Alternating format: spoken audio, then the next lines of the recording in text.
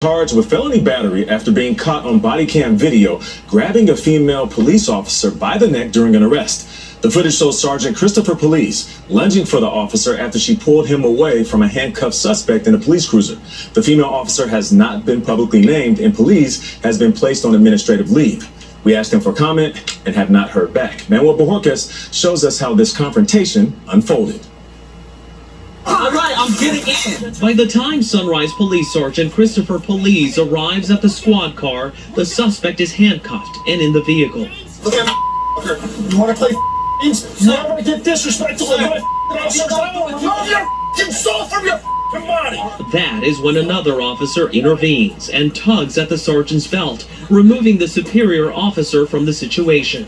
But the sergeant lunges for the female officer's neck, his hands eventually falling toward her shoulders. Never touch me again. Sir. Get the off. The disturbing body camera footage led prosecutors in Florida to charge police last week with assault and battery on an officer. That should not have happened. Sue Rahr, a former sheriff of Kings County, Washington, is an expert in police tactics. We need to train our police officers that no matter what you think you're going to do, you have to override your brain and take steps. Within days of George Floyd's killing in Minneapolis, many law enforcement agencies reinforced active bystandership training.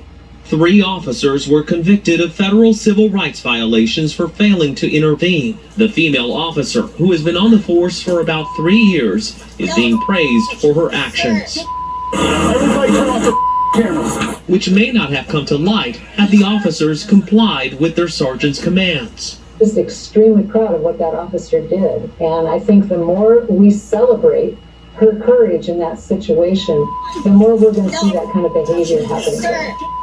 Police pleaded not guilty to all charges. If convicted, he could end up behind bars for up to 11 years. He is currently on administrative leave.